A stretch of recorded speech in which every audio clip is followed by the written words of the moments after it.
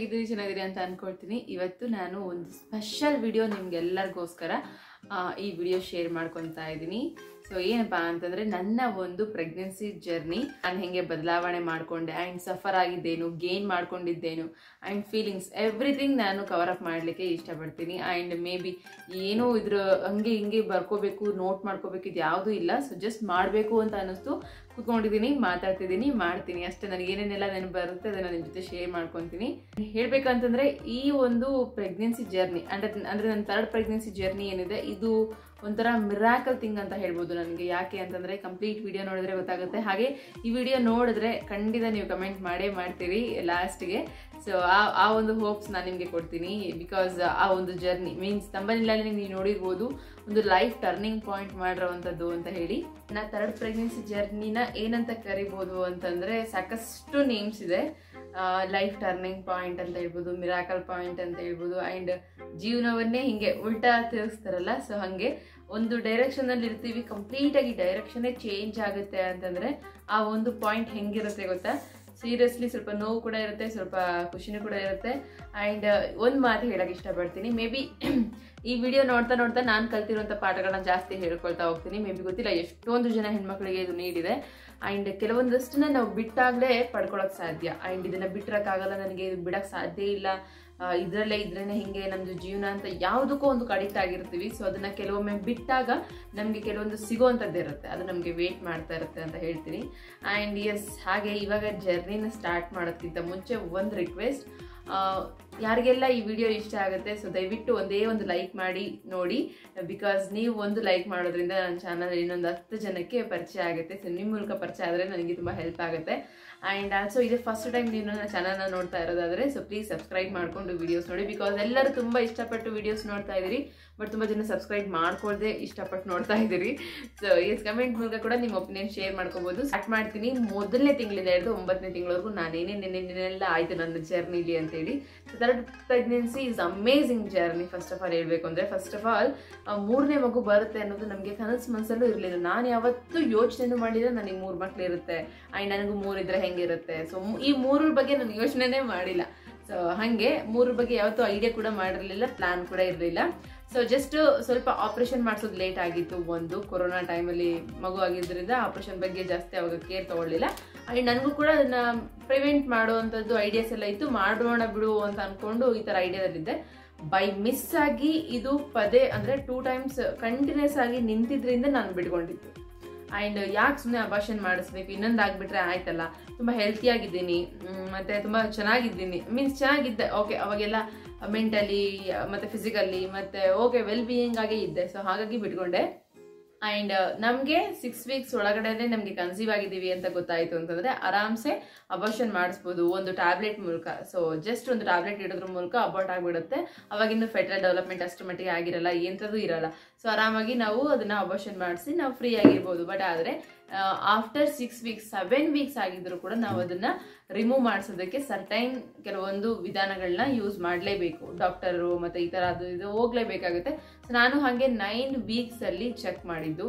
ಯಾಕೆ ಅಂದರೆ ಆಗಿಲ್ಲ ಬಿಡು, ಮೇ ಬಿ ಕೆಲವೊಬ್ರಿಗೆ ಲೇಟಾಗಿ ಆಗುತ್ತಲ್ಲ, ಹಿಂಗೆಲ್ಲ ಇರ್ಬೋದು ಅಂತೇಳಿ. ಬಟ್ ನಂದು ಎಕ್ಸಾಕ್ಟ್ ಪೀರಿಯಡ್ ಇತ್ತು.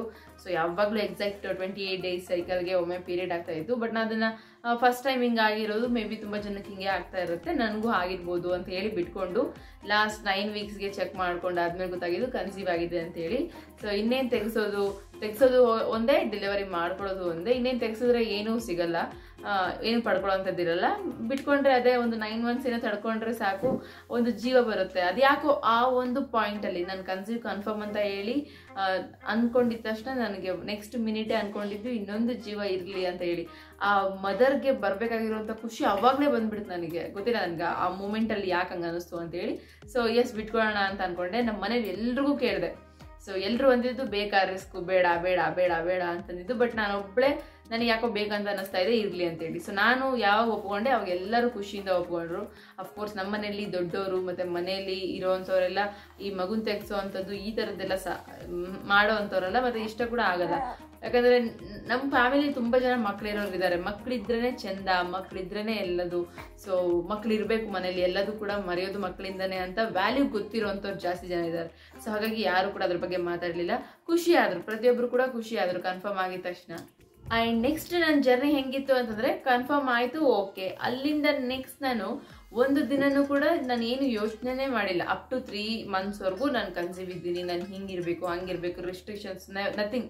ಅಂದರೆ ನಾನು ಅವಾಗ ವರ್ಕ್ ಮಾಡ್ತಾ ಇದ್ದೆ. ಸೊ ಕಂಪ್ಲೀಟಾಗಿ ಡೆಡಿಕೇಶನ್ ವರ್ಕ್ ಮಾಡ್ತಾ ಇದ್ದೆ. ಒಂದು ದಿನನೂ ಕೂಡ ರೆಸ್ಟ್ ಅನ್ನೋದಿಲ್ಲ. ಆ್ಯಂಡ್ ಒಂದು ದಿನನೂ ನಾನು ಕನ್ಸೀವ್ ಇದ್ದೀನಿ, ನನಗೆ ಇದು ಫಾಲೋ ಮಾಡಬೇಕು ಅದು ಇದು ಇಲ್ಲ, ನಾರ್ಮಲ್ ಆಗಿರ್ತಿದ್ದೆ. ಆ್ಯಂಡ್ ಅಷ್ಟೇ ನಾರ್ಮಲ್ ಆಗಿ ವರ್ಕ್ ಕೂಡ ಮಾಡ್ಕೊತಾ ಇರ್ತಿದ್ದೆ. So first month, second month, third ಮಂತಲ್ಲಿ ನನಗೆ ಅರಿವೇ ಇಲ್ಲ ನಾನು ಕನ್ಸೀವ್ ಇದ್ದೀನಿ ಅಂತ ಹೇಳಿ. ಸೊ ಹಾಗೆ ಪ್ರತಿದಿನನೂ ಕಳೆದಿದ್ದು ನಾನು. ಆ್ಯಂಡ್ ನನಗೆ ಮಾರ್ನಿಂಗ್ ಸಿಕ್ನೆಸ್ ಒಂದು ಸ್ವಲ್ಪ ಇತ್ತು ಅಷ್ಟೇ. ಆ್ಯಂಡ್ ಸ್ವಲ್ಪ ಸಿಂಪ್ಟಮ್ಸ್ ಎಲ್ಲದೂ ಕೂಡ ಇಷ್ಟಿಷ್ಟೇ ಇರೋದ್ರಿಂದ ನನಗೆ ಅದು ಹೆವಿ ಅಂತ ಅನ್ನಿಸ್ಲಿಲ್ಲ. ಕೆಲವೊಬ್ಬರಿಗೆ ಮಾರ್ನಿಂಗ್ ಸಿಕ್ನೆಸ್ ಹೆಂಗಿರುತ್ತೆ ಅಂತಂದರೆ ಮಲ್ಕೊಂಡ್ರವ್ರು ಎದೋಳೋದೇ ಇಲ್ಲ. ಸೊ ಆ ಲೆವೆಲ್ಗೆ ಇದ್ದರೆ ಮೇ ಬಿ ನನಗೆ ಅದು ಫೀಲ್ ಆಗ್ತಿತ್ತೇನೋ. ಮತ್ತು ವಾಮಿಟಿಂಗ್ ಅಂತೂ ಇಲ್ಲ. ಆ್ಯಂಡ್ ಈ ಥರ ಕೆಲವೊಂದು ಸಿಂಪ್ಟಮ್ಸ್ ಸ್ವಲ್ಪ ಊಟದಲ್ಲಿ ಸ್ವಲ್ಪ ಏನೇನೋ ಅನ್ನಿಸ್ತಾ ಇತ್ತು ಅಷ್ಟೇ. ಅದು ಬಿಟ್ಟರೆ ಅಷ್ಟು ಯೂಜ್ ಆಗಿ ನನಗೆ ಯಾವುದು ಕೂಡ ಡಿಫ್ರೆನ್ಸ್ ಅಂತ ಅನ್ನಿಸ್ಲಿಲ್ಲ. ಸೊ ಹಾಗಾಗಿ ನನಗೆ ಅದು 3 ತಿಂಗಳಂತ ಏನು ಅನ್ನಿಸ್ಲಿಲ್ಲ. ಆ್ಯಂಡ್ ಯಾವತ್ತೂ ನಾನು ಮಧ್ಯಾಹ್ನ ನಿದ್ದೆ ಮಾಡಿಲ್ಲ, ಊಟ ಮಾಡಿಲ್ಲ. ಸೊ ನೀಟಾಗಿ ನನಗೆ ನೆನೆಸ್ಕೊಂಡ್ರೆ ಇವತ್ತು ಕೂಡ ಒಂಥರ ಅನಿಸುತ್ತೆ. ಬಿಕಾಸ್ ಎಷ್ಟೊಂದು ತಪ್ಪುಗಳು ಮಾಡ್ತೀವಿ ಗೊತ್ತಾ ನಾವು. ನಮ್ಮ ತಪ್ಪುಗಳೇ ನಮ್ಮ ಒಂದು ಸಫರ್ನೆಸ್ಗೆ ಮೇನ್ ರೀಸನ್. ಸೊ ಹಾಗೆ 3 ತಿಂಗಳವರೆಗೂ ನನಗೆ ಅದೇನು ಅನ್ನಿಸ್ದೇ ಇರೋದು. 4ನೇ ತಿಂಗಳಲ್ಲಿ ಸಡನ್ಲಿ ಒನ್ ಟೈಮಲ್ಲಿ ನನಗೆ ಆಂಗ್ಸಿಟಿ ಆಗುತ್ತೆ. ಸೊ ಯಾಕೆ ಆಂಗ್ಸಿಟಿ ಆಗುತ್ತೆ ಅಂತಂದರೆ ನನಗೆ 2 ಜೀವಕ್ಕೆ ಬೇಕಾಗಿರುವಂಥ ಶಕ್ತಿ ಇದ್ದಂಥವಳು. ಸೊ ಯಾವ್ದ್ಯಾವುದೋ ತಲೆಯಲ್ಲಿ ಏನೇನೋ ತಗೊಂಡು ನೆಗೆಟಿವಿಟಿ ಜಾಸ್ತಿ ಆಗಿ, ಹಾರ್ಮೋನಲ್ ಇಂಬ್ಯಾಲೆನ್ಸ್ ಆಗಿ, ಓ ಮೈ ಗಾಡ್, ಅದು ಯಾಕಾಯಿತು ಅಂತ ಮೇನ್ ರೀಸನ್ ಏನು ಅಂತಂದರೆ, ಫಸ್ಟ್ ಆಫ್ ಆಲ್ ನಾನು ರೆಸ್ಟ್ ಮಾಡಿಲ್ಲ. ಮನುಷ್ಯನಿಗೆ ರೆಸ್ಟ್ ಅನ್ನೋದು ತುಂಬ ಇಂಪಾರ್ಟೆಂಟ್. ಸೊ ರೆಸ್ಟ್ ಮಾಡದೇ ಇರೋದು, ಹಾಗೆ ಊಟದ ಬಗ್ಗೆ ಗಮನ ಇಲ್ಲದೆ ಇರುವಂಥದ್ದು, ಮತ್ತು ಹೆವಿ ವರ್ಕ್. ನಾವು ಕೆಲವೊಮ್ಮೆ ವರ್ಕ್ ಅಂತೇಳಿ ಪ್ರತಿಯೊಂದನ್ನು ಮರ್ತು ಬಿಡ್ತೀವಿ. ಸೊ ಹಾಗೆ ವರ್ಕ್ ಅನ್ನೋದು, ಮತ್ತು ಇನ್ನೊಂದು ಇಂಪಾರ್ಟೆನ್ಸ್ ಅಕ್ಸೆಪ್ಟೆನ್ಸಿ. ಸೊ ಇಂಪಾರ್ಟೆನ್ಸ್ ಯಾವುದು ಕೊಡಬೇಕು, ಯಾವುದನ್ನ ಅಕ್ಸೆಪ್ಟೆನ್ಸಿ ಮಾಡ್ಕೋಬೇಕು ಅನ್ನೋದು ನಮಗೆ ಗೊತ್ತಿರಲಿಲ್ಲ. ಸೊ ಪ್ರೆಗ್ನೆನ್ಸಿನ ಅಕ್ಸೆಪ್ಟೆನ್ಸಿನೇ ಮಾಡ್ಕೊಂಡಿರಲಿಲ್ಲ ನಾನು. ಕೆಲವೊಮ್ಮೆ ಯೋಚನೆ ಮಾಡ್ತಿದ್ದೆ, ಬೇಡವಾಗಿತ್ತೇನೋ 3ನೇದು. ತುಂಬ ಜನ ಹಾಗೆ ಅಂತಾರೆ. ಸೊ ಈ ರೀತಿ ನಾವು ಫಸ್ಟ್ ಮಾಡಬೇಕಾಗಿರೋದು ಏನು ಅಂತಂದ್ರೆ, ನಮಗೆ ಯಾವುದು ಪರ್ಫೆಕ್ಟ್ ಆಗುತ್ತೆ ಅಂತ ನಾವು ಅಕ್ಸೆಪ್ಟ್ ಮಾಡ್ಕೊಂಡಿರ್ತೀವೋ ಅದರ ಒಪಿನಿಯನ್ಸ್ ಇನ್ನೊಬ್ರು ಕೊಡೋವಾಗ ನಾವು ಕೇಳಬಾರ್ದು. ಸೊ ಎಸ್, ನಾನು ಇಷ್ಟಪಟ್ಟು ತೊಗೊಂಡಿದ್ದೀನಾ, ಇಷ್ಟಪಟ್ಟು ಬಿಟ್ಕೊಂಡಿದ್ದೀನಾ, ಇಷ್ಟಪಟ್ಟಿದ ಮೇಲೆ ಮುಗೀತು. ಬೇರೆ ಯಾರ್ದು ಕೂಡ ಒಪಿನಿಯನ್ ತಗೋಬಾರ್ದು ಅನ್ನೋ ಮೈಂಡ್ ಸೆಟ್ ಬಂದಿರಲಿಲ್ಲ.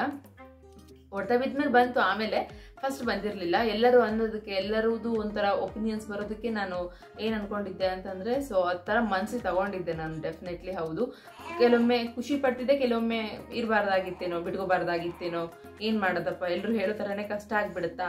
ಸೊ ಹೀಗೆಲ್ಲ ಯೋಚನೆ ಮಾಡಿ ನೆಗೆಟಿವಿಟಿ ಅನ್ನೋದು ಜಾಸ್ತಿ ಆಗ್ತಾ ಬಂತು, ನೆಗೆಟಿವಿಟಿ ಸ್ಟಾರ್ಟ್ ಆಗ್ತಾ ಬಂತು. ಸೊ ಅದು ನನ್ನ ಹೆಲ್ತ್ಗೆ ಸಖತ್ತು ಹೊಡ್ತಾ ಬಿದ್ದಿತ್ತು, ಅಂದರೆ ಹಾರ್ಮೋನಲ್ ಇಂಬ್ಯಾಲೆನ್ಸ್. ಈ ರೀತಿ ಆದಾಗ ನನಗೆ ಕೆಲವೊಮ್ಮೆ ಅಂದರೆ ಒಂದು ಟೈಮಲ್ಲಿ ಹೈ ಓವರ್ ಆಯ್ತಿದ್ದು. ಸೊ ಹೈ ಓವರ್ ಆಗಿ ತುಂಬ ಭಯಪಟ್ಟು, ಆ್ಯಂಡ್ ಅಲ್ಲಿಂದ ನನಗೆ ಏನಾಗಿದೆ ಅಂತ ಹೇಳಿ ಯಾರು ಕೂಡ ನನ್ನ ಸುತ್ತಮುತ್ತ ಇರೋರು ಅವಾಗ ನನಗೆ ಕೇರ್ ಮಾಡಲಿಲ್ಲ. ಕೇರ್ ಮೀನ್ಸ್ ಏನಕ್ಕಾಗಿದೆ ರೀಸನ್, ಇವಳಿಗೆ ಸುಮ್ಮನೆ ಮಾಡ್ತಾ ಇದ್ದಾಳೋ ಅಥವಾ ಬೇರೆ ಏನೋ ಟೆನ್ಷನ್ ತೊಗೊಂಡು ಮಾಡ್ತಾ ಇದ್ದಾಳೋ. ಸೊ ಸ್ವಲ್ಪ ನೆಗ್ಲಿಜೆನ್ಸಿ ತೋರಿಸಿದ್ರು ಸುತ್ತಮುತ್ತ ಇರೋರಿಗೆ ನೀಟಾಗಿ. ಯಾಕಂದರೆ ನನಗೆ ರೀಸನ್ ಗೊತ್ತಿಲ್ಲ ಯಾಕೆ ಹಂಗಾಯ್ತು ನನಗೆ ಅಂತೇಳಿ. Sudden health issues, sudden burnout, sudden shut down. ಒಂಥರ ನಾನು ಸ್ವಿಚ್ ಆಫ್ ಆದಂಗೆ ಆಗಿದ್ದೆ. ಎಷ್ಟೊಂದು ಆನ್ ಇರೋಂಥ ಮೊಬೈಲ್ ಸಡನ್ನಾಗಿ ಸ್ವಿಚ್ ಆಫ್ ಆದರೆ ಅದು ಸೀರಿಯಸ್ಲಿ ತಡೆಯೋಕ್ಕಾಗಲ್ಲ.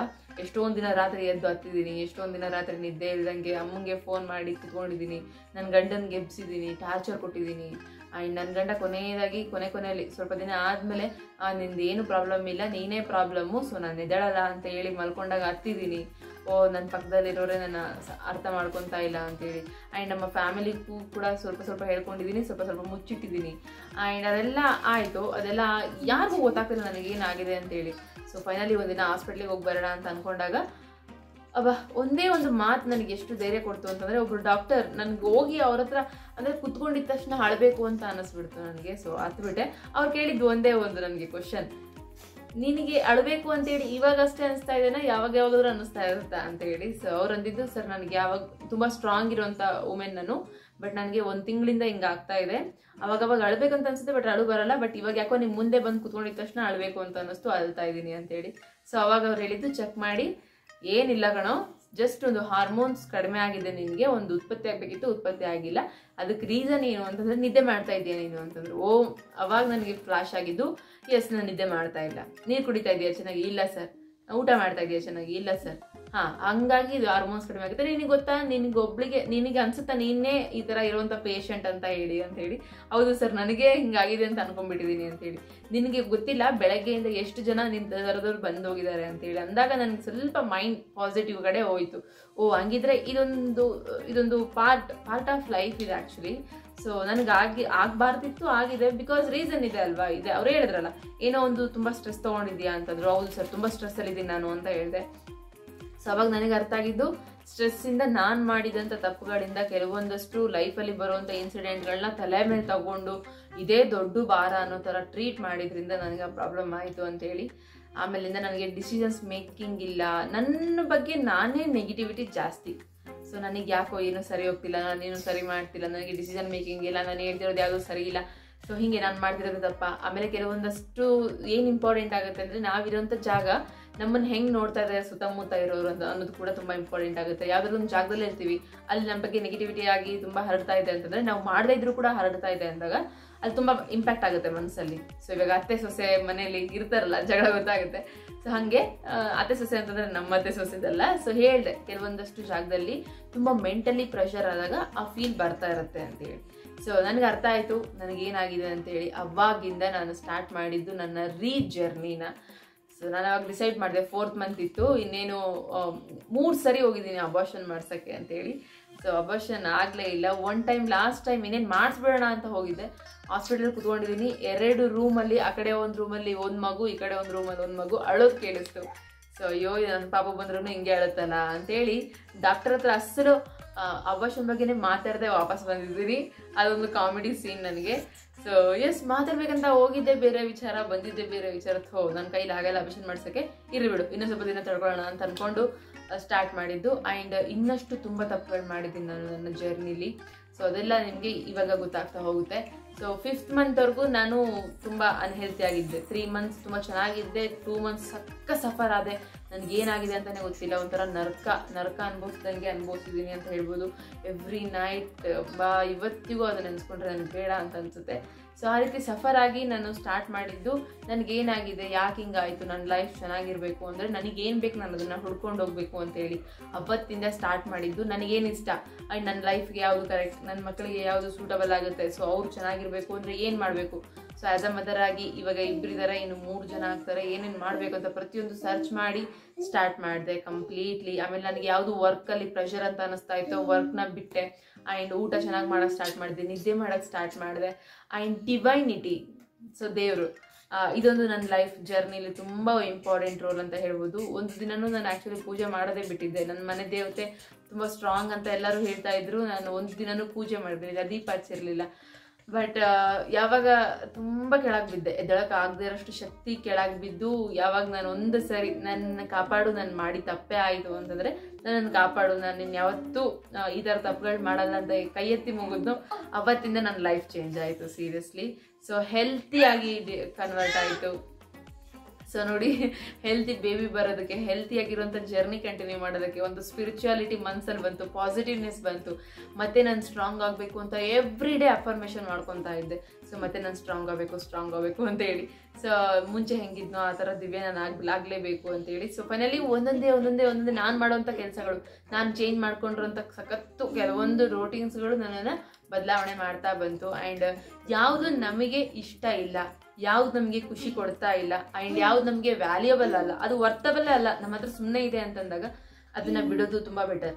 ಸೊ ಅದನ್ನ ಬಿಟ್ಟು ನಮ್ಗೆ ಏನು ಬೇಕು ಅನ್ನೋದನ್ನ ಹುಡ್ಕೊಂಡು ಹೋಗೋ ಸಖತ್ ಇಂಪಾರ್ಟೆಂಟ್ ಆಗುತ್ತೆ. ಹಾಗೆ ಮನೆಯಲ್ಲಿ ಸುಮ್ಮನೆ ಇದ್ದಾಗ 7 ಮಂತ್ಸಲ್ಲಿ ಆ್ಯಕ್ಚುಲಿ 5th ಮತ್ತು 6th ಹೆಂಗೋ ಕಳೆದೆ, ಇದೇ ಥರ ಅನ್ಹೆಲ್ತಿಯಲ್ಲಿ ಕಳೆದೆ. 5th ಮಂತಲ್ಲಿ ನನಗೆ ಓಕೆ ಪರವಾಗಿಲ್ಲ, ಅಲ್ಲಿಂದ ಸ್ಟಾರ್ಟ್ ಮಾಡಿಕೊಂಡೆ. ನಾನು ತುಂಬ ರೆಸ್ಟ್ ಮಾಡ್ತಾ ಇದ್ದೆ. 6th ಅಷ್ಟೇ.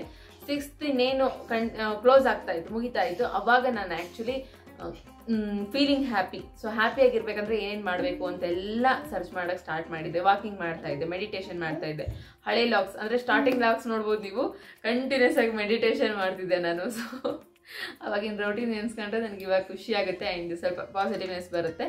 ಆ್ಯಂಡ್ ಒಟ್ಟು ನಾನು ಒದ್ದಾಡ್ತಾ ಇದ್ದೆ, ನಾನು ಹೆಂಗೆ ಪಾಸಿಟಿವ್ ಆಗಿರಲಿ, ಹೆಂಗೆ ನನ್ನ ಲೈಫ್ ಬೆಟರ್ ಮಾಡ್ಕೊಳ್ಳಿ. ನನಗೆ 3 ಮಕ್ಕಳು. ಸೊ ಅವ್ರ ಲೈಫ್ ಸೆಕ್ಯೂರ್ ಮಾಡಬೇಕಂದ್ರೆ ನಾನು ಏನೇನೆಲ್ಲ ಮಾಡಬೇಕು ಅಂತೆಲ್ಲ ಯೋಚನೆ ಮಾಡ್ತಿದ್ದೆ. ಆಮೇಲೆ ಅಮ್ಮನ ಹತ್ರ ಏನೂ ಶೇರ್ ಮಾಡ್ಕೊತಿರ್ಲಿಲ್ಲ. ಪ್ರತಿಯೊಂದು ಕೂಡ ಅವಾಗ ಶೇರ್ ಮಾಡ್ಕೊಳ್ಳಿಕ್ಕೆ ಸ್ಟಾರ್ಟ್ ಮಾಡಿದೆ. ಮನಸ್ಸಲ್ಲಿ ಏನೇನೆಲ್ಲ ದುಃಖ ಇದೆ ಆ್ಯಂಡ್ ಕೆಲವೊಂದಷ್ಟು ವಿಚಾರಗಳನ್ನ ನಾವು ನಮ್ಮಲ್ಲೇ ಮುಳುಗಿಸ್ಕೊಂಡಿರ್ತೀವಿ. ಅಟ್ಲೀಸ್ಟ್ ಯಾರಾದ್ರೂ ಒಬ್ರು ಇದ್ದೇ ಇರ್ತಾರೆ, ಅದನ್ನ ತೆಗೆದು ಹೊರಗೆ ಹಾಕ್ಬೇಕು ಅನ್ನೋದು ಕೂಡ ಗೊತ್ತಿಲ್ಲ. ಇವಾಗ ದುಃಖ ಬಂದಾಗ ಅದನ್ನ ಇಲ್ಲಿಂದ ಇಲ್ಲಿಗೆ ಬಿಟ್ಕೊಳ್ಳೋದಕ್ಕೂ ಅದನ್ನ ಹೊರಗೆ ಹಾಕೋದಕ್ಕೂ ತುಂಬಾ ವ್ಯತ್ಯಾಸ ಇದೆ. ಅಳೋದಕ್ಕೆ ನಾಚ್ಕೊಂತಾ ಇದ್ದೆ ನಾನು, ಯಪ್ಪ ಏನ್ ಹಿಂಗಳ್ತಾರೆ ಅಂತೇಳಿ. ಬಟ್ ಅಳು ಅನ್ನೋದು ಎಷ್ಟು ಹಗುರ ಮಾಡುತ್ತೆ ನಮ್ಮನ್ನ ಅಂದ್ರೆ, ಏನಾದ್ರು ದುಃಖ ಬಂದಾಗ ಅದನ್ನ ಹೊರಗೆ ಹಾಕ್ಬಿಡ್ಬೇಕು ಅಂತ ಆವಾಗಲೇ ಗೊತ್ತಾಗಿತ್ತು ನನಗೆ. ಲೈಫಲ್ಲಿ ಪ್ರತಿಯೊಂದ್ರ ಬೆಲೆ ಕೂಡ ತಿಳಿಸ್ತಾ ಬಂತು. ಒಂದು ದಿನನೂ ನಮ್ಮ ಅಮ್ಮನ ಕಷ್ಟ ಅರ್ಥ ಮಾಡ್ಕೊಂಡಿರ್ಲಿಲ್ಲ. ಸೊ ಅರ್ಥ ಆಯ್ತು. ಆ್ಯಂಡ್ ನಮ್ ಕಷ್ಟ ಅಂತ ಬಂದಾಗ ಆ್ಯಂಡ್ ನಾವು ಕಣ್ಣೀರಿಡುವಾಗ ನಮ್ಮ ಜೊತೆ ಯಾವ ಕಣ್ಣೀರಿಡುತ್ತೆ ಅದು ಆ್ಯಕ್ಚುಲಿ ರಿಯಲ್ ರಿಲೇಶನ್ಶಿಪ್ಸ್. ಸೊ ಅಲ್ವಾ? ಸೊ ಯಾವುದು ವ್ಯರ್ಥ ಅನ್ನೋದು ಯಾವುದೂ ಇಲ್ಲ ಪ್ರಪಂಚದ ಮೇಲೆ. ಬಟ್ ಒಬ್ಬ ಮನುಷ್ಯ ಇದೆ ಅಂದ್ರೆ ನಾನಿದ್ದೀನಿ, ನನಗೊಂದಷ್ಟು ಜನ ಅಷ್ಟೇ ಇರ್ತಾರೆ, ಎಲ್ಲರೂ ನಮ್ಮವರಲ್ಲ. ಸೊ ಅದನ್ನ ಅರ್ಥ ಮಾಡ್ಕೊಂಡೆ. ಓಕೆ, ಪ್ರಪಂಚದಲ್ಲಿ ದೇವರು ನನ್ನನ್ನು ಹಾಕಿದ್ದಾನೆ, ನನ್ನ ಸುತ್ತಮುತ್ತ ಕೂಡ ನನ್ನವ್ರನ್ನ ಹಾಕಿರ್ತಾನೆ, ನನಗೆ ಅಂತ ಇರೋರ್ನ ಹಾಕಿರ್ತಾನೆ ಅಷ್ಟೇ. ಅದು ಬಿಟ್ಟರೆ ಎಲ್ಲರೂ ನಮ್ಮವ್ರಾಗಲ್ಲ ಅಂತ ಅರ್ಥ ಮಾಡ್ಕೊಂಡೆ. ಆ್ಯಂಡ್ ಡಿವೈನಿಟಿ, ಸೊ ದೇವರು ಅನ್ನೋದಿದೆ, ಶಕ್ತಿ ಇದೆ. ವಿತೌಟ್ ಶಕ್ತಿ ಇಷ್ಟೊಂದು ಪ್ರಪಂಚ ಅದು ಹೆಂಗೆ ನಡೆಯುತ್ತೆ? ಆ ಎನರ್ಜಿನ ಅರ್ಥ ಮಾಡ್ಕೊಂಡೆ. ಆ ಯೂನಿವರ್ಸ್ ಹೆಂಗೆ ಸಪೋರ್ಟ್ ಮಾಡುತ್ತೆ ಅಂತ ಅರ್ಥ ಮಾಡ್ಕೊಂಡೆ. ಆ್ಯಂಡ್ ಲೈಫಲ್ಲಿ ವ್ಯಾಲ್ಯೂಯಬಲ್ ಆಗಿರುವಂಥದ್ದೇನು? ಟೈಮ್, ಮತ್ತೆ ಈ ಏಜ್ ಅನ್ನೋದು, ಮತ್ತೆ ಬಾಡಿಲಿರುವಂಥ ಎನರ್ಜಿ ಅನ್ನೋದು, ಮತ್ತೆ ಮೈಂಡ್ ಸೆಟ್ ಅನ್ನೋದು, ಮತ್ತೆ ತುಂಬ ಇಂಪಾರ್ಟೆಂಟ್ ಆಗಿ ಊಟಕ್ಕೆ ಎಷ್ಟು ಬೆಲೆ ಇದೆ. ಆ್ಯಂಡ್ ಊಟ ಮಾಡಬೇಕು ಅಂತಂದರೆ ನಾನೇನು ಮಾಡಿರಬೇಕು, ಆ್ಯಂಡ್ ಅದು ಬರಬೇಕು ಅಂತಂದ್ರೂ ಏನು ಮಾಡಿರಬೇಕು. ಸೊ ಇದು ಸಖತ್ತು ಪಾಯಿಂಟ್ಸ್ಗಳನ್ನ ನಾನು ತುಂಬ ಚೆನ್ನಾಗಿ ಅರ್ಥ ಮಾಡ್ಕೊಂಡೆ. ಒಬ್ಬ ಮನುಷ್ಯ ಹೆಂಗೆ ಉದ್ಧಾರ ಆಗಬೇಕು, ಆ ವ್ಯಕ್ತಿ ಒಂದು ಏಜ್ವರೆಗೂ ಏನು ಹಾಳು ಮಾಡ್ತಾನೆ, ಒಂದು ಏಜಲ್ಲಿ ಏನು ಕಲಿತಾನೆ, ಒಂದು ಏಜ್ ಬಂದಾಗ ಹೆಂಗೆ ಸೆಟ್ಲ್ ಆಗ್ತಾನೆ, ಲೈಫ್ ಅಂದರೆ ಏನು ಹೇಳ್ತಾ ಹೋದರೆ ಸೀರಿಯಸ್ಲಿ ಈ ವಿಡಿಯೋ ತುಂಬ ಲೆಂತಿ ಆಗುತ್ತೆ, ಆಮೇಲೆ ನೀವು ನೋಡಲ್ಲ ಅಷ್ಟೇ. ಸೊ ಸಖತ್ತು ಪಾಠಗಳು ಕಳ್ಕೊಂಡೆ. ಆಮೇಲೆ ನನಗನ್ಸಿದ್ದು ಅಣ್ಣನ ಜೊತೆ ಆಡ್ತಾ ಇದ್ದಾಳೆ ನೋಡಿ. ಸೊ ನಾನು ಅಂದ್ಕೊಂಡಿದ್ದು ನನಗೇನು ಇಷ್ಟ ಅದನ್ನ ಮಾಡಬೇಕು ಅಂತ ಅಂದ್ಕೊಂಡಾಗ ನನ್ನ ಮನಸ್ಸಲ್ಲಿ ತುಂಬ ದೊಡ್ಡ ಕೊರಗಿದ್ದು ಯೂಟ್ಯೂಬ್ನ ಸ್ಟಾಪ್ ಮಾಡಿದೆ ಅಂತೇಳಿ. ಯೂಟ್ಯೂಬ್ ಸ್ಟಾಪ್ ಮಾಡಿಬಿಟ್ಟೆ ಅಂತ ಹಿಂಗೆಲ್ಲ ಅನ್ಕೊತಾ ಇದ್ದೆ. ಓಕೆ, ಈ ಒಂದು ಕೊರಗು ನನ್ನಲ್ಲಿದೆ, ಸೊ ಹಾಗಿದ್ರೆ ಸ್ಟಾರ್ಟ್ ಮಾಡೋಣ ಅಂತೇಳಿ ಜಸ್ಟ್ 1 ಡೇಲಿ ಸ್ಟಾರ್ಟ್ ಮಾಡಿದೆ. ವಿತಿನ್ 2 ಡೇಸಲ್ಲಿ ಅಮ್ಮನ ಹತ್ರ ಹೇಳ್ಕೊಂಡೆ, ಅಮ್ಮ ನೀನು ಮಾಡ್ತೀನಿ ಅಂತ ನಾನು ಫೋನ್ ಕೊಡಿಸ್ತೀನಿ ಅಂತ. ನೆಕ್ಸ್ಟ್ ಮಿನಿಟೇ ನನಗೆ ಫೋನ್ ಕೊಡಿಸಿದ್ರು. ನೆಕ್ಸ್ಟ್ ಡೇನೇ ಹೋಗಿ ಫೋನ್ ತಂದ್ವಿ. ಅಷ್ಟು ಸಪೋರ್ಟಿಂಗ್ ಆಗಿದ್ದಂಗೆ ನಾನು ಯಾಕೆ ಮಾಡಬಾರ್ದು ಅಂತ ಹೇಳಿ ಅನ್ಕೊಂಡು ಮಾಡ್ತಾ ಪ್ರತಿದಿನ ಲಾಗ್ಸ್ ಮಾಡ್ತಾ ಎಷ್ಟೊಂದು ಖುಷಿ ಆಯಿತು. ಫಸ್ಟ್ 2 ಲಾಗ್ಸ್ಗೆ ಅಕ್ಕ ನಿಮ್ಮನ್ನು ತುಂಬ ಮಿಸ್ ಮಾಡ್ಕೊತಾ ಇದ್ವಿ, ಮತ್ತೆ ಲಾಗ್ ಸ್ಟಾರ್ಟ್ ಮಾಡಿದ್ಕೆ ಥ್ಯಾಂಕ್ಸ್, ನಿಮ್ಮನ್ನು ಅವಾಗ ನೋಡ್ತಾ ಇದ್ವಿ, ಮುಂಚೆ ಚಾನಲಲ್ಲಿ ನೋಡ್ತಾ ಇದ್ವಿ, ಇದು ಹೊಸ ಚಾನಲ್ಲ, ಹಿಂಗೆಲ್ಲ ಕಮೆಂಟ್ಸ್ ಬರ್ಲಿಕ್ಕೆ ಸ್ಟಾರ್ಟ್ ಆಯಿತು. ಅದು ನೋಡಿ ನಮ್ಮ ಮನೇಲೂ ಖುಷಿ ಆದರು, ನಾನು ಖುಷಿ ಆದೆ. ಆ್ಯಂಡ್ ಸ್ಟಾರ್ಟ್ ಮಾಡಿದೆ. ಆ್ಯಂಡ್ ಬರ್ತಾ ಪ್ರತಿಯೊಂದು ರೆಸ್ಟ್ ಆಗಿರ್ಬೋದು, ಮತ್ತು ಡೈಲಿ ರೋಟೀನ್ಸ್ ಆಗಿರ್ಬೋದು, ಮತ್ತು ನಾನು ಅಳವಡಿಸ್ಕೊಂಡಂಥ ಕೆಲವೊಂದು ಹ್ಯಾಬಿಟ್ಸ್ ಆಗಿರ್ಬೋದು, ಮೇಯ್ನಾಗಿ ಸ್ಪಿರಿಚುಯಾಲಿಟಿ, ಆ ಡಿವೈನಿಟಿ ಅನ್ನೋದು ನನ್ನಲ್ಲಿ ಬಂತಲ್ವಾ, ಸೊ ಅದಾಗಿರ್ಬೋದು. ಮತ್ತು ಡಿಸಿಷನ್ಸ್, ನನಗೆ ಏನು ಅನಿಸುತ್ತೆ ನಾನು ಅದನ್ನು ಮಾಡೋಕ್ಕೆ ರೆಡಿ ಆದೆ. ಆ್ಯಂಡ್ ನನಗೆ ಏನು ಅನಿಸುತ್ತೆ ನಾನು ಧೈರ್ಯವಾಗಿ ಹೇಳೋದಕ್ಕೆ ನಾನು ಮತ್ತೆ ರೀಬ್ಯಾಕ್ ಆದೆ. ಆ್ಯಂಡ್ ನನ್ನ ಇಷ್ಟ, ನನ್ನ ಲೈಫಿಗೆ ಏನು ಬೇಕೋ ಅದನ್ನು ನೀಟಾಗಿ ಪ್ಲ್ಯಾನ್ ಮಾಡೋದು ಕಲ್ತ್ಕೊಂಡೆ. ಸೊ ಜರ್ನಿ ಮಾತ್ರ ಅಮೇಝಿಂಗ್ ಆಗಿತ್ತು. ಒಂದು not only pregnancy journey, so ನಂದು ಲೈಫ್ ಜರ್ನಿ. ಯಾಕೆ ಇದನ್ನ ಶೇರ್ ಮಾಡ್ಕೊಂಡೆ ಅಂದರೆ ಗೊತ್ತಿಲ್ಲ ಎಷ್ಟೊಂದು ಜನಕ್ಕೆ ಈ ಥರ ಕೆಲವೊಂದು ಪಾಯಿಂಟ್ಸ್ ಹಿಂಗೆ ಬಂದು ಹೋಗ್ತಾ ಇರುತ್ತೆ ಅಂತೇಳಿ. ಸೊ ಪ್ರೆಗ್ನೆನ್ಸಿ ಅಂತಂದರೆ ನಾನು ಅಂದ್ಕೊಂಡಿದ್ದೆ ಸಿಂಪ್ಟಮ್ಸು ಮತ್ತು ಸ್ಕ್ಯಾನಿಂಗ್ ರಿಪೋರ್ಟು, ಸೊ ಇದೆಲ್ಲ ಇರುತ್ತೆ ಅಂತೇಳಿ. ಬಟ್ ನನ್ನ ಲೈಫಲ್ಲಿ ಸ್ಕ್ಯಾನಿಂಗು ರಿಪೋರ್ಟು ಎಲ್ಲದರ ಜೊತೆ ಒಂದು ಲೈಫ್ ಟರ್ನಿಂಗ್ ನನ್ನ ಲೈಫನ್ನ ಹಿಂಗಿದ್ದನ್ನ ಹಿಂಗೆ ತೆಗೆದಿಕ್ಕೋ ಅಂತ ಜರ್ನಿ ಆಗಿತ್ತದು. ಸೊ ಇಷ್ಟು ಅನ್ಹೆಲ್ತಿ ನಡುವೆ ನನ್ನ ಮಗು ಎಷ್ಟು ಹೆಲ್ತಿಯಾಗಿ, ಎಷ್ಟು ಕರೆಕ್ಟ್ ವೇಟಲ್ಲಿ, ಕರೆಕ್ಟ್ ಒಂದು ಸ್ಕ್ಯಾನಿಂಗ್ ರಿಪೋರ್ಟಲ್ಲಿ, ಸೊ ಎಲ್ಲದರಲ್ಲೂ ಫಸ್ಟ್ ಕ್ಲಾಸ್ ಡನ್ ಅಂತ ಇತ್ತು. ಅದು ಕೂಡ ತುಂಬ ಖುಷಿ. ಮತ್ತು ಆಲ್ಮೋಸ್ಟ್ ಒಂದು 8 ತಿಂಗಳೊಳಗಡೆ ನನಗೆ ವೇಟ್ ಚೆನ್ನಾಗಾಗಿತ್ತು. ಆ್ಯಂಡ್ ಪಾಪದ ಮಾತ್ರ ನಾರ್ಮಲ್, ಎಲ್ಲದು ಕೂಡ ನಾರ್ಮಲ್, ರಿಪೋರ್ಟ್ ಎಲ್ಲ ನಾರ್ಮಲ್. ಕೆಲವೊಮ್ಮೆ ನನಗೆ ಆಗಿರೋಂಥ ಪ್ರಾಬ್ಲಮ್ಗೆ ಶುಗರ್ ವೇರಿಯೇಷನ್ ಆಗಿದೆನಾ ಅಂತಲೂ ಚೆಕ್ ಮಾಡ್ತಿದ್ದೀನಿ, ಶುಗರ್ ನಾರ್ಮಲ್. ಆ್ಯಂಡ್ ರಿಪೋರ್ಟ್ಸ್ ಎಲ್ಲ ನಾರ್ಮಲ್. ಹಾಗೆ ನನ್ನ ಹೆಲ್ತ್ ಕೂಡ ಏನೋ 3 ತಿಂಗಳಲ್ಲಿ ಹಾಗೆ, ಈ ಕಡೆ 3 ತಿಂಗಳಲ್ಲಿ ಹಿಂಗೆ, ಇನ್ನೂ 3 ತಿಂಗಳಲ್ಲಿ ಹಾಗೆ.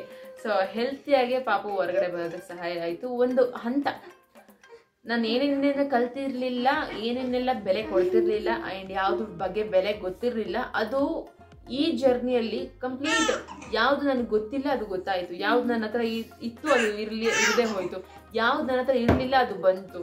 ಸೊ ಹೀಗೆ ಎಲ್ಲದು ಟೋಟಲಿ ಕಂಪ್ಲೀಟ್ಲಿ ಚೇಂಜ್. ಆಮೇಲೆ ನನ್ನ ಗಂಡಂಗೂ ಕೂಡ ಸಾಕಷ್ಟು ಬೆಲೆಗಳು ಗೊತ್ತಾಯಿತು, ಕೆಲವೊಂದಷ್ಟು ಬೆಲೆಗಳು.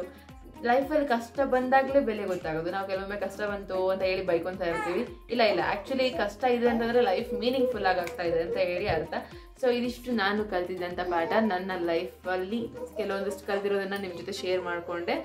ಐ ಹೋಪ್ ತುಂಬ ಜನಕ್ಕೆ ಕೆಲವೊಬ್ಬರಿಗೆ ಇಷ್ಟ ಆಗಿರುತ್ತೆ, ಕೆಲವೊಬ್ರಿಗೆ ಇಷ್ಟ ಆಗಿರಲ್ಲ. It's okay. ಇಷ್ಟ ಆಗದೆ ಇರೋರು ಕೂಡ ಕಮೆಂಟ್ ಮಾಡ್ತಾರೆ, ಇಷ್ಟ ಆಗಿರೋರು ಕೂಡ ಕಮೆಂಟ್ ಮಾಡ್ತಾರೆ. ಕಾಡಿಸ್ತಿದ್ಯಾ? ಕಾಡಿಸ್ತಾ ಇದ್ದಾನ ಅವನು. ಅಯ್ಯೋ ಓಕೆ ಓಕೆ ಓಕೆ ಬಾ ಬಾ ಬಾ ಬಾ ಬಾ. ಸೊ ಇಷ್ಟ ಆಗಿರೋರು ಕಮೆಂಟ್ ಮಾಡ್ತಾರೆ, ಇಷ್ಟ ಆಗದೆ ಇರೋರು ಕಮೆಂಟ್ ಮಾಡ್ತಾರೆ. ನಿಮ್ಗೆ ಏನಾದರೂ ಇಷ್ಟ ಆಗಿತ್ತು ಅಂದರೆ ದಯವಿಟ್ಟು ಕಮೆಂಟ್ ಮಾಡಿ. ಹಾಗೆ ನಿಮ್ಮ ಒಪಿನಿಯನ್ ಕೂಡ ಶೇರ್ ಮಾಡ್ಕೊಳ್ಳಿ. ಆ್ಯಂಡ್ ವಿಡಿಯೋ ಇಷ್ಟ ಆಗಿತ್ತು ಅಂದರೆ ಲೈಕ್ ಮಾಡಿ. ಆ್ಯಂಡ್ ಲೇಬರ್ ಸ್ಟೋರಿ ಕೂಡ ಶೇರ್ ಮಾಡ್ತೀನಿ ಆದಷ್ಟು ಬೇಗ. ಥ್ಯಾಂಕ್ ಯು ಸೋ ಮಚ್ ಯಾರೆಲ್ಲ ಈ ವಿಡಿಯೋ ನೋಡಿದ್ರಿ. ಒನ್ಸ್ ಅಗೇನ್ ಇನ್ನೊಮ್ಮೆ ಸಿಗ್ತೀನಿ. ಅಲ್ಲಿ ಕೇರ್. ಬಾಯ್ ಬಾಯ್ ಬಾಯ್ ಬಾಯ್.